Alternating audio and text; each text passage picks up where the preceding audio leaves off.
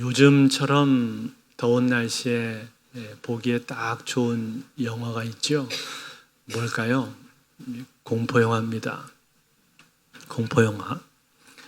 요즘은 TV에서 그런 것들을 따로 해주는지 잘 모르겠습니다만, 과거에 공중파 방송만 있을 때에는 여름철이 되면 꼭 남양 특집 시리즈라고 해서 무서운 공포영화를 틀어주고는 했었습니다. 그래서 한밤중에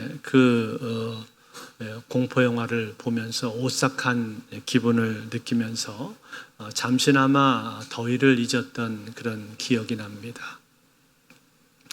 그런데 그 남양 특집으로 나왔던 영화 중에서 어떤 것이 있었냐면 엑소시스트라는 영화가 있었습니다.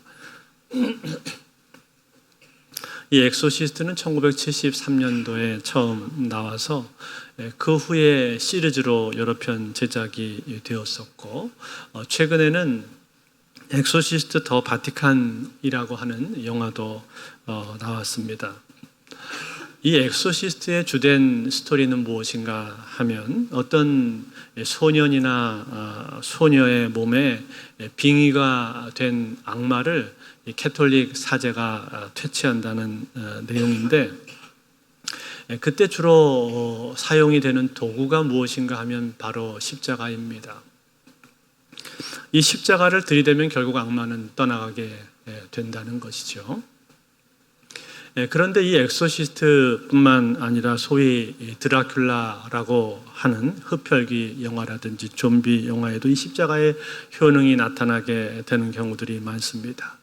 십자가를 가까이 대면은 결국 귀신이나 흡혈귀가 힘이 약해지고 견디지 못해서 떠나가게 된다는 것입니다.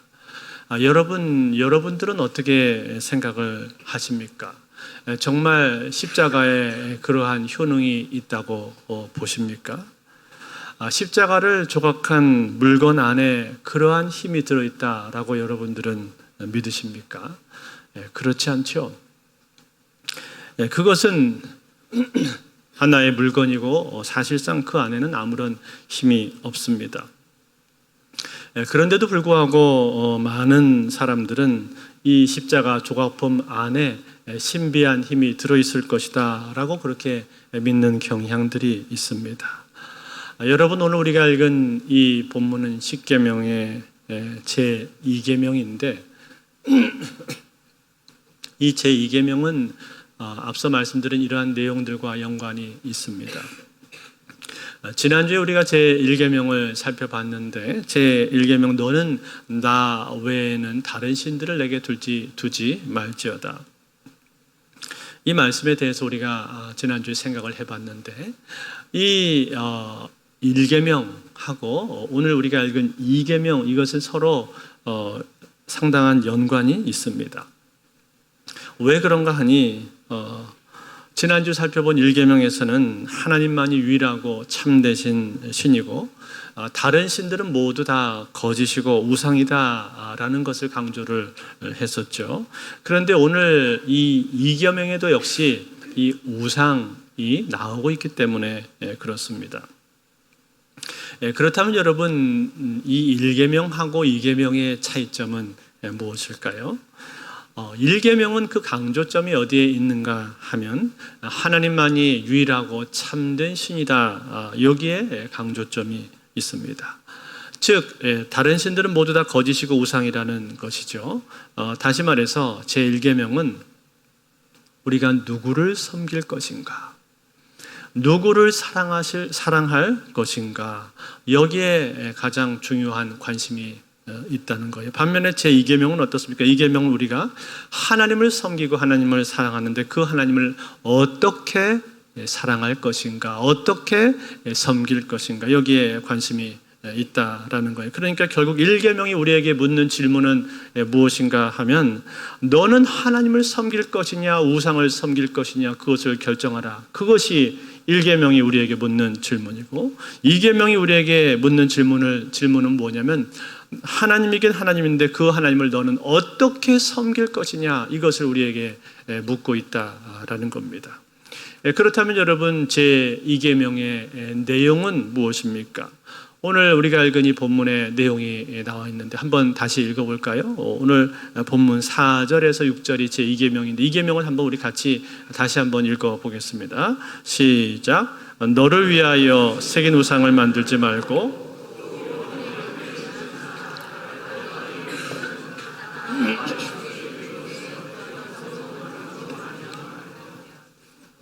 그것들에게 절하지 말며 그것들을 섬기지 말라. 나 내 하나님 여호와는 질투하는 하나님인즉 나를 미워하는 자라 죄를 갚되 아버지로부터 아들에게로 3, 4대까지 이르게 하거니와 나를 사랑하고 내 계명을 지키는 자에게는 천대까지 은혜를 베푸느니라. 아멘. 자, 여기 보니까 새긴 우상을 만들지 말고 그렇게 얘기를 했는데 여기 우상이라는 이 단어는 페셀이라는 히브리 말인데 이 단어는 본래 돌을 자르다 또 모양을 만들다라는 동사에서 파생이 된 단어입니다. 즉 이 단어의 의미는 어떤 신에게 예배를 드리기 위해서 다양한 재료들을 가지고 만든 여러 형태의 상을 말을 하는 겁니다. 그러니까 여러분 이 우상이라고 하는 것은 단순한 그냥 조각품이 아니라 이것을 만들 때 이것은 예배를 위해서 경배를 위해서 만든 조각품이다. 이것이 바로 우상의 단어의 의미라는 거예요. 그런데 그 당시에 이런 조각품들은 주로 무엇이었을까요? 거의 다 대부분이 어떤 짐승의 형상이든지 혹은 자연 만물의 모습이었습니다. 그래서 오늘 본문에 우리가 아까 읽은 말씀 그대로 위로 하늘에 있는 것이나 아래로 땅에 있는 것이나 혹은 땅 아래 물속에 있는 어떤 형상도 만들지 말라 그렇게 말씀을 하고 있는 것이죠. 그렇다면 여러분 그 당시에 사람들이 이러한 우상들을 만들었던 이유는 도대체 무엇일까요? 먼저 이방인들의 경우를 우리가 생각을 해보면 이방인들이 우상을 만들었던 이유는 간단합니다. 그들은 하나님을 알지 못하기 때문에 하나님을 알지 못하는 상태에서 그 마음속에 종교심은 심어져 있단 말이에요. 그래서 무엇인가를 섬겨야 되는데 사람들은 누구나 다 무언가를 섬겨야 되지 않습니까? 섬기게끔 되어 있지 않습니까? 어떤 사람들은 나는 무신론자라서 아무것도 섬기지 않는다 그렇게 말을 하는 사람들도 있는데 무신론자일지라도 사실은 그도 무엇인가는 섬기고 있는 겁니다. 자기의 무신론 사상 체계를 섬기고 있든지 아니면 자기 자신을 섬기고 있든지 무엇인가는 그가 섬기고 있는 거죠. 그러니까 누구나 다 사람들은 무엇인가를 섬기고 있는데 그런데 사람들이 무언가를 섬길 때 그들의 눈에 가장 금방 띄게 되는 것이 무엇입니까? 그것은 피조물이죠. 자연 만물들입니다. 자연 만물이 눈에 띄는데 그 중에서도 자연 만물 중에서도 가장 출중하게 사람의 눈에 가장 확연하게 띄는 것은 무엇일까요? 그것은 하늘에 있는 광명들이죠. 광명들. 대표적으로 떠오르는 태양. 하늘에 이글거리는 그 태양. 그것을 보면서 사람들은 저 태양은 신이다라고 그렇게 생각을 많이 했습니다. 그리고 그것을 섬긴 것이죠. 역사적으로 볼 때 이 태양신을 섬기지 않았던 민족들은 거의 없습니다. 거의 대부분의 민족들은 다 이 태양신을 섬겼단 말이에요. 그 흔적들이 지금도 많이 남아 있습니다. 그런데 그 민족들 중에서 유일하게 태양신 섬기지 않았던 한 민족이 있습니다. 어딜까요? 유대인들이에요. 유대인, 이스라엘 사람들. 이스라엘 사람들은 태양이 이 하나님의 창조물, 하나님의 피조물이라는 사실을 분명히 알고 있었기 때문에 그들은 이 태양을 섬기지 않았습니다. 그렇지만 대부분의 사람들은 그 태양을 보고 태양의 위험에 압도를 당하게 되었고 그 태양을 향해서 태양신이라고 불렀단 말이죠. 태양뿐만이 아닙니다. 이방인들이 섬겼던 신들은 참으로 수도 없이 많습니다. 달의 여신, 별의 신, 또 물의 신, 나일강의 신, 황소를 그들은 섬기기도 했었고 개구리를 섬기기도 했었고 또 파리를 섬기기도 했었고 독수리를 섬기기도 했었고 이처럼 수없이 많은 우상들을 그들은 만들어서 섬겼단 말이에요. 여러분 오늘날 우리가 살고 있는 이 세상도 어떻습니까? 우리가 우리나라의 경우들만 봐도 우상들이 많잖아요. 저 산에 올라가 보면은 절 안에 들어가면 불상도 종류별로 여러 가지 세워져 있고, 또 거대한 나무가 있으면 그 나무를 또 숭배하는 정령 숭배 사상, 토테니즘 등 이러한 우상들이 우리나라에도 지금도 여전히 많이 존재하고 있습니다. 우리나라 바로 옆에 있는 이웃나라 일본 같은 경우는 어떻습니까? 거기는요, 일본은 토속 신들만 그 숫자가 무려 800만 개에 이른다라고 합니다. 800만 개, 어마어마하죠. 그러니 여러분, 이 세상에 얼마나 많은 우상들이 존재하고 있는 것입니까? 이처럼 수없이 많은 우상들을 이방인들은 만들어서 섬겼었고, 오늘날에도 여전히 그렇게 하고 있단 말이에요. 그런데 여러분, 여기 지금 이 이계명에서 하나님께서 우상을 만들지 말라라고 말씀을 하셨을 때, 이 이계명 우상 만들지 말라고 하신 이 말씀은 누구를 위한 것입니까? 이것은 누구를 향해서 지금 말씀을 하고 있는 거예요? 1차적으로는 이스라엘 백성들을 향해서 말씀하고 있는 거예요. 하나님의 백성들을 향해서 우상 만들지 말라고 지금 말씀하고 있단 말이에요. 그렇다면 여러분, 이스라엘 사람들이 그 당시에 섬겼던 우상은 무엇입니까? 그것은 이방인들이 섬겼던 바알이나 아세라와 같은 그러한 우상들을 그들이 섬긴 적도 있었지만 꼭 그런 것만은 아닙니다. 하나님을 섬기는 데 있어서 그들이 우상을 만들어서 섬겼던 그런 경우들도 있었단 말이에요. 대표적인 것이 무엇일까요? 대표적인 것이 금송아지 아닙니까? 금송아지. 이스라엘 백성들이 출애굽해서 광야 생활을 할 때 그들은 금송아지를 만들어서 섬겼습니다. 그런데 여러분, 이스라엘 백성들이 금송아지를 만들었는데 이것이 꼭 이방인들이 섬기는 어떤 신, 이방의 어떤 신을 그들이 섬기기 위해서 금송아지를 만든 것이 아니었습니다. 오히려 그것은 하나님을 섬기기 위해서 그들은 그것을 만들었단 말이에요. 한번 확인해 볼까요? 출애굽기 32장 1절부터 4절을 한번 보십시오. 출애굽기 32장 1절부터 4절 우리 한번 같이 읽어볼까요? 같이 한번 읽습니다. 시작. 백성이 모세가 산에서 내려옴이 더딤을 보고 백성이 아론에게 이르러 말하되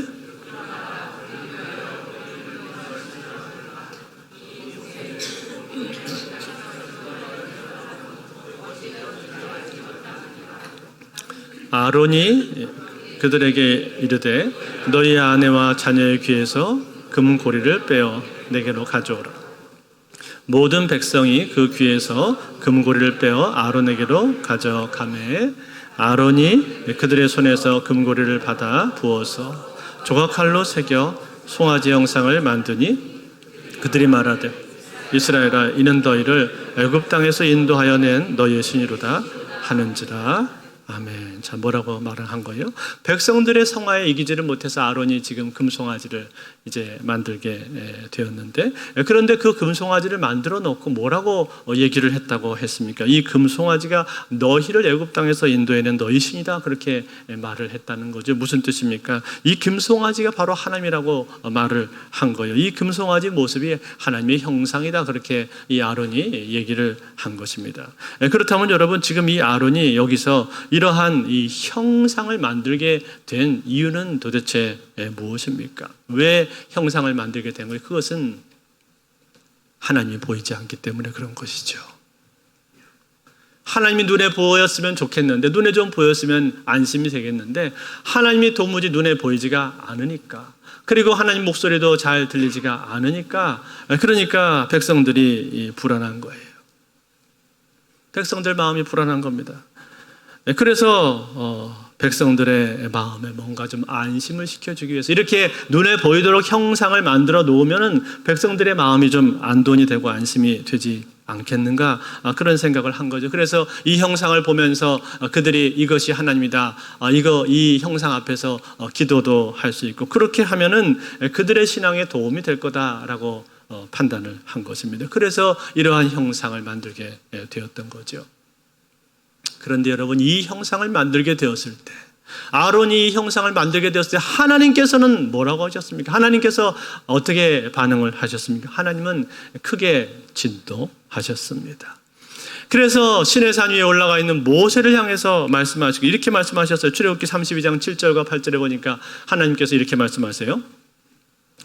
여호와께서 모세에게 이르시되 너는 내려가라. 내가 애굽 땅에서 인도하여 낸 내 백성이 부패하였도다. 그들이 내가 그들에게 명령한 길을 속히 떠나 자기를 위하여 송아지를 부어 만들고 그것을 예배하며 그것에게 제물을 드리며 말하기를 이스라엘아 이는 너희를 애굽 땅에서 인도해낸 너희 신이라 하였도다. 자, 뭐라고 한 거예요? 이스라엘 백성들이 부패했다 말씀을 하셨고, 그래서 송아지를 만들고 그 송아지한테 예배하고 있다, 그렇게 지금 말씀을 하고 계신 것이죠. 사랑하는 성도 여러분, 이들은 지금 송아지를 만들어서 송아지 앞에 제물을 드렸습니다. 그렇지만 그들의 마음속에는 뭐라고 생각을 한 거예요? 지금 우리는 하나님한테 예배하고 있다, 그렇게 생각을 한 것이죠. 지금 하나님한테 우리 제물을 드리고 있다라고 생각을 했단 말이에요. 그런데 그러한 상황 가운데서 하나님께서 진노하시는 이유가 무엇입니까? 하나님께서 왜 그들의 그 모습을 보면서 이처럼 화를 내고 진노하시는 이유가 도대체 무엇이냐 말이에요. 그것은 다른 이유가 아닙니다. 이것은 하나님께서 말씀하신 방식이 아니기 때문에 그런 거예요. 하나님께서 그들에게 나를 섬길 때 너희가 이렇게 섬기라고 하나님 말씀하신 적이 없기 때문에, 하나님께서 명령하신 그 내용이 아니기 때문에 하나님께서 진노하고 계신 거예요. 하나님은 이러한 상을 만들기를 원치 않으셨습니다. 구체적인 어떤 모양으로 하나님을 만들기를 원치 않으셨단 말이에요. 너희를 위하여 어떤 형상도 만들지 말라. 즉 하나님은 형상 만들기 원치 않으셨고, 하나님은 보이지 않지만 보이지 않는 그대로, 보이지 않는 하나님을 보이지 않는 상태 그대로 섬기기를 원하셨다라는 사실이에요. 그렇다면 여러분, 하나님께서 이렇게 말씀하신 이유가 무엇이었을까요?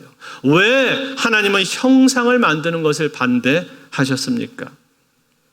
형상을 만들면은 우리 생각에는 좋지 않습니까? 눈에 보이니까 그 눈에 보이는 하나님, 그 형상을 보면서 하나님을 더 많이 생각하면 좋은 거 아닌가? 더 하나님 앞에 하나님에 대해서 더 가까이 느껴지고 더 좋지 않겠는가? 그렇게 우리는 생각을 하지 않습니까? 그래서 여러분, 천주교 같은 경우를 보게 되면은 천주교인들은 기도할 때도 묵주를 손가락으로 돌리면서 기도를 하고, 또 천주교 성당 안에 들어갈 때 보면은 거기에 베드로 성상이라든지 마리아 상이라든지 이런 걸 만들어 놓고 그 앞에서 그 성상을 보면서 기도를 한단 말이죠. 그러면 더 기도가 잘 되지 않을까, 그런 생각을 할 수가 있는데, 여러분 어떻게 생각을 하십니까? 여러분, 이 이야기는요, 저 종교 개혁 시대까지 거슬러서 올라가게 됩니다. 중세 시대에 중세 로마 가톨릭이 가지고 있었던 여러 가지 문제점들이 있었는데, 그 중에서 이 종교 개혁이 일어날 수밖에 없었던 그런 핵심적인 이유들이 있습니다. 그것은 무엇인가? 가장 핵심적인 이유는 무엇이냐면, 첫 번째로는 교리적인 것입니다. 교리적인 문제, 즉 성경을 가장 중시하고 성경을 최우선에 두기보다는 성경과 전통을 동일시해서 그 둘 다를 강조하고 있는 입장. 두 번째는 오직 은혜, 오직 믿음, 오직 믿음으로 구원받는 것이 아니라 믿음 플러스 인간의 행위가 어느 정도 있어야 그것이 공로로 인정을 받아서 구원을 얻게 된다라고 말하는 행위 구원론. 세 번째는 그리스도의 십자가 사건 이후로 속죄를 피 없는 제사 형태로 계속 이어가야 한다고 하는 천주교적인 미사관. 네 번째, 성찬식 할 때 성찬의 요소인 이 떡과 포도주가 그것을 받는 순간 실제 그리스도의 몸과 피로 본질이 변한다고 말하는 화채설 등등, 이러한 것들, 이러한 내용들은 다 성경에 비춰볼 때 성경적이지 않은 내용들이었습니다. 교리적으로 옳지 않은 것이었단 말이에요. 그런데 교리적으로 옳지 않은 내용만 있었던 것이 아니라 윤리적인 문제들도 많이 드러나게 되었습니다. 제일 첫 번째는 무엇인가 하니 바로 성적인 타락입니다. 즉 성경에서는 감독의 직분을 이야기를 할 때, 이 목사나 성직자의 직분을 이야기할 때 감독의 직분을 가진 자는 한 아내의 남편이 되어야 된다라고 명확하게 가르치고 있음에도 불구하고, 여기에 반해서 성직자들의 독신 제도를 고집하고 고착화시켰습니다. 그런데 실제로는 그들 안에서 그 당시 천주교 내의 성적인 부패는 대단히 심각한 상황이었습니다. 고위 성직자들의 경우 외부적으로는 독신을 표방을 했지만 실질적으로는 아내들을 두고 있었고, 또 조용하게 버려지는 아가들도 많이 있었습니다. 그 성당 지하에 버려진 아가들의 유골들이 많이 발견되지 않았습니까? 뿐만 아니라 그들의 자녀들에게 다른 직임과 함께 성직을 물려주는 세습의 문제가 그 당시 외적인 부패의 또 다른 단면이었습니다. 그런 일들의 배후에는 무엇이 있는가? 그 배후에는 모든 것을 다 돈 중심으로 생각하고 살아가는 물질주의가 있었습니다. 그래서 대표적으로 당대 문제가 되었던 면죄부를 판매하는 일, 이것도 결국은 그 면죄부 판매하는 권한을 누가 갖는가, 그 돈을 누가 많이 벌게 되는가, 이것이 가장 중요한 문제로 대두가 되었던 것이고, 결국 이 성직 매매의 문제와 함께 물질주의적인 타락이 극에 달하게 된 것이죠. 예를 들어 그 당시 이 교황이었던 레오 10세는 이미 두 개의 주교직을 가지고 있었던 알버트, 호헨졸레른의 알버트라는 주교가 있었는데, 이 주교에게 또 다른 하나의 주교직, 마인츠 주교직을 제안을 하면서 그때 이 교황은 1200두카트의 돈을 요구를 했다고 합니다. 이 알버트 주교는 700두카트 정도는 되지 않겠냐고 주장을 했지만 결국 1000두카트에 낙찰이 되었다는 기록이 있습니다. 그리고 그것에 대한 대가로 그 영토 내에 8년 동안 면죄부를 판매할 수 있는 권한을 그에게 주었고, 수익금의 절반을 알버트가 가져갈 수 있도록 허락해 주었습니다. 이처럼 성적인 타락과 함께 천주교 내의 모든 일들이 돈과 연관이 지어지면서 물질적인 타락이 심각하게 되었다라는 거예요.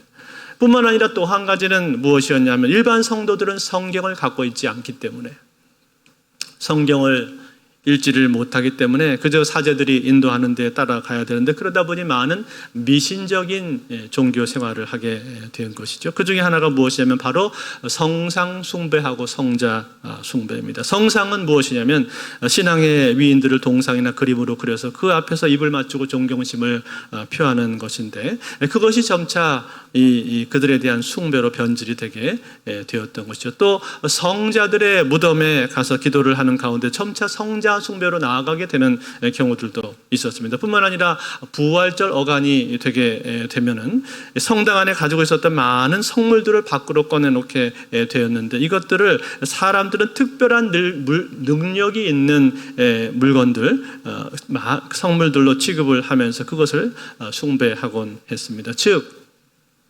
미신적인 신앙이 자리 잡게 되었다라는 거죠. 그것뿐만이 아닙니다. 십자가 자체를 의존하고 손으로 성호를 긋는 행위, 그 행위가 자신을 악마로부터 지켜줄 거다라고 그들은 믿었습니다. 이러한 요소들이 다 뭡니까? 이러한 요소들이 다 미신적인 요소였단 말이에요. 그래서 결국은 종교 개혁이 일어날 수밖에 없게 되었다라는 거예요.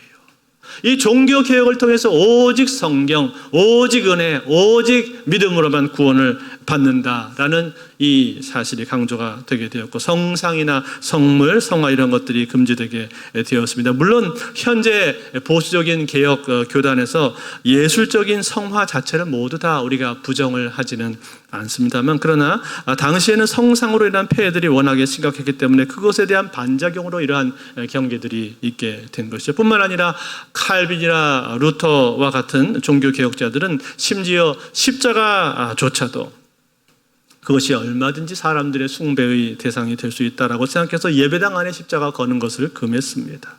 그리고 깨끗하고 단정한 벽에 하나님을 예배하도록 만들었죠. 우리도 그 전통을 이어받아서 지금 십자가가 없잖아요. 십자가가 여기 걸려있지 않지 않습니까? 물론 여러분, 여기 예배당 안에 십자가가 걸려있다고 해서 그것이 이단이 되거나 미신이 되거나 그렇게 되는 것은 아닙니다. 그렇지만 그만큼 하나님을 섬길 때 성경 말씀 그대로 섬기기 위해서 애를 쓰고 노력을 했다는 사실이에요. 그렇다면 여러분, 오늘 하나님께서 이처럼 어떤 형상도 너희들은 만들지 말라라고 말씀을 하셨는데, 그렇게 어떤 형상도 만들지 말라고 말씀하시는 가장 핵심적인 이유는 무엇일까요? 왜냐하면 형상을 만들게 되면 결국은 그 형상에 매이게 되기 때문에 그렇습니다. 결국은 그 형상에 매이게 되고 거기에 붙잡히게 된다 이 말이에요.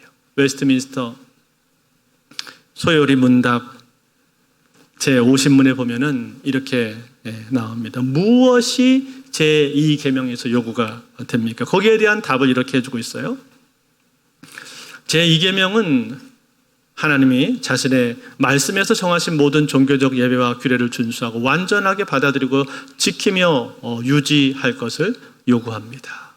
말씀이 정해준 그대로 하라라는 뜻이죠. 또 그 다음 51문에 보니까 이렇게 말했습니다. 무엇이 제2계명에서 금지가 됩니까? 금지되는 것을 물었어요. 여기에 대한 답을 뭐라고 얘기해 줬는가 하니 제2계명은 하나님을 우상이나 그분의 말씀에 정해지지 않은 다른 어떤 방식으로 경배하는 것을 금합니다. 무슨 뜻입니까? 하나님께서 말씀하시지 않은 다른 방식으로 하나님을 경배하지 말라라고 하시는 말씀이에요. 즉 하나님께서 형상을 만들지 말라고 하셨으면, 형상으로 만들지 말라고 하셨으면 그 형상을 만들지 말라는 거예요. 얼마든지 형상을 만들지 않고도 너희는 하나님을 섬길 수 있다고 말씀하고 있다는 것. 즉 하나님은 눈에 보이지 않는데 보이지 않는 하나님을 보이게 하려고 그렇게 억지로 애쓰지 말라고 하신다는 거예요. 그렇게 하면 어떻게 된다는 겁니까? 결국은 그 형상에 매이게 되어 있다고 말씀하고 있는 거죠. 사랑하는 성도 여러분, 한번 생각을 해보십시오. 하나님께서 금송아지를 만든 이스라엘을 향해서 왜 진노하셨을까요? 금송아지를 보면서 하나님을 섬긴다는데, 하나님을 더 많이 생각을 한다는데 왜 하나님께서 그 금송아지 만든 이스라엘을 향해서 진노하신 이유가 무엇입니까? 그것은 이방인들이 하는 방식이었기 때문에 그렇다는 거예요. 이방인들은 언제든지 그들의 눈에 보이는 신상을 만들기를 원했습니다. 그래서 이것이 우리의 신이다 라고 하면서 그 눈에 보이는 신을 그들은 섬기기를 원했단 말이에요. 여러분, 그런데 그 신을 눈에 보이는 형상으로 만들어서, 신상으로 만들어서 섬기다 보면 결국은 어떤 일이 생기게 될까요? 처음에는 그 신상을 섬기지만 시간이 지나면 그 신상을 내가 갖고 싶지 않겠어요? 그래서 저 신상만 있으면 되는데 신상을 작게 만들게 되겠죠. 그 작게 만든 신상을 자기 몸에 소지하고 다니게 되지 않겠습니까? 그러다가 어느 날 밖에 외출했는데 그 신상을 두고 왔으면 어떻게 되는 거예요? 그 신상이 있을 때는 신상이 나를 지켜주고 보호해주고 그리고 일이 잘 풀릴 줄 알았는데 신상을 두고 와버렸어요. 그럼 어떻게 됩니까? 그러면은 그 신이 이제는 나와 함께하지 않는 거잖아요. 그러니까 그때부터는 이제 불안해지기 시작하게 되어 있다 이 말이에요. 여러분, 하나님께서 우리가 하나님을 믿고 섬기는데 그렇게 하기를 원하시겠습니까? 아니요, 천만에요. 하나님은 그렇게 하기를 원치 않으십니다. 하나님은 어떤 분이세요? 하나님 우리 눈에 보이지 않지만 어디에나 계시는 하나님이신 줄로 믿습니다. 오늘 우리가 예배드리는 이 예배당에도 하나님은 계신 것이고, 내 마음 깊은 곳에 심령 속에도 하나님은 계신 것이고, 여러분이 주중에 직장에 나가서 직장 생활할 때 그 직장 생활하는 가운데서 하나님을 의지한다면 그 자리에 하나님은 계신 것입니다. 여러분이 학교에서 공부할 때에도 그 학교에 하나님은 계신 것이고, 여러분이 집에서 살림을 할 때에도 그때도 하나님은 계십니다. 여러분이 마트에 가든지 은행에 가든지 아니면 운동을 다니든지 운전하든지 그 어떤 순간에도 하나님께서는 그 자리에 우리와 함께 계시는 줄로 믿습니다. 그처럼 하나님은 무소부지하시고 영원하시고 자유로운 분이시라는 거예요. 그 자유롭고 영원하신 하나님을 어떤 동상이나 신상이나 형상으로 축소시키려고 하지 말라는 거예요. 그렇게 하는 순간에 나의 하나님은 쪼그라들고 나의 하나님은 제한될 수밖에 없다는 사실입니다. 그러므로 사랑하는 성도 여러분, 오늘 우리는 하나님을 섬기면서 어떻게 섬겨야 되겠습니까? 하나님을 제한하려고 하지 말고 하나님을 영원하시고 자유로운 하나님, 무한하신 하나님 그대로 하나님 우리는 섬겨야 될 줄로 믿습니다. 요한복음 4장 24절 말씀처럼 하나님은 영이시니 예배하는 자가 영과 진리로 예배할지니라. 이 말씀처럼 우리는 하나님을 섬길 때 성령 안에서 하나님을 섬겨야 될 것이고, 진리로, 진리 안에서 진리의 말씀 그대로 하나님을 섬겨야 될 줄로 믿습니다. 이제 말씀 맺겠습니다. 제 2차 세계대전 때 중국 벌판을 떠돌던 한 사진사가 예수님의 얼굴을 보고 싶어서 하나님께 이렇게 기도를 했습니다. 주님, 내가 당신을 믿고 싶은데 저에게는 너무나 믿음이 없습니다. 만약에 나에게 예수님 얼굴을 한 번만 보여주신다면 제가 하나님을 잘 믿겠습니다. 그렇게 기도를 했을 때 하나님께서 네 앞을 보고 사진을 찍으라. 그래서 그 눈밭을 사진을 찍었는데 그 사진이 예수님의 얼굴 모양으로 나오게 되었다라는 이야기를 여러분들은 많이 들어보셨을 것입니다. 그 사진을 통해서 예수를 믿게 된 사람들도 많이 있었다고 합니다. 그런데 여러분, 한번 생각해 보세요. 성경을 보게 되면요, 성경에서는요, 예수님의 용모에 대해서 성경은 우리에게 자세히 알려주지를 않습니다. 예수님의 키가 어느 정도가 되는지, 몸무게가 몇 킬로그램이 되시는지, 피부색은 어떻게 되셨고 머리카락은 어떻게 생기셨는지, 눈, 코, 입의 생김새가 어떠셨는지, 몸집은 어느 정도 크신지 등등 이러한 예수님의 용모에 대해서 우리에게 자세히 설명해 주는 내용이 없습니다. 왜 그렇습니까? 왜냐하면 그것은 그렇게 중요하지 않기 때문에 그런 것입니다. 여러분, 우리가 지금까지 봐왔던 예수님의 모습, 우리의 머릿속에 입력이 되어 있는 예수님의 모습은 어떤 것일까요? 그것은 지금까지 화가들이 그린 그림입니다.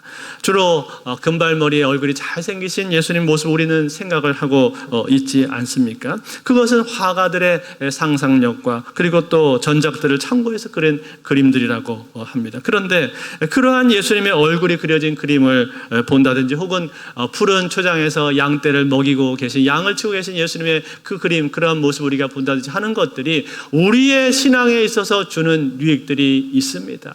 분명히 있어요. 그러한 그러한 모습들이 우리에게 심겨주는 유익들이 있단 말이에요. 그럼에도 불구하고 여러분, 그것들이 우리 신앙의 핵심은 아닌 줄로 믿습니다. 그게 우리 신앙의 메인은 결코 아니라는 거예요. 우리 신앙의 메인은 무엇입니까? 그것은 반드시 하나님의 말씀이 돼야 되는 줄로 믿습니다. 하나님의 말씀이 우리 신앙의 메인이고 제일 중심에 있어야 되는 것이고, 그리고 그 말씀이 말씀하고 계시는 하나님, 그분은 그 어떤 상이나 그 어떤 그림이나 어떤 것에도 매이시는 분이 아니라는 사실이에요. 하나님은 영원하시고 완전하시고 무한하신 하나님이시다라는 사실입니다. 그러므로 사랑하는 성도 여러분, 오늘 우리는 하나님을 섬길 때 그 크신 하나님, 영원하신 하나님, 무한하신 하나님, 그 하나님을 제한하려고 하지 말고, 눈에 보이도록 만들려고 하지 말고, 너는 나를 본 거로 믿느냐? 보지 않고 믿는 자들은 복되도다. 주님이 말씀하신 그 말씀처럼 하나님을 우리가 보이지 않는다 할지라도 그 보이지 않는 하나님을 우리는 온전하게 믿으실 수 있기를 바랍니다. 그렇게 하나님을 성경 말씀 그대로 섬기고 믿고 예배하는 저와 여러분들이 다 되실 수 있기를 우리 주 예수 그리스도로 축원드립니다.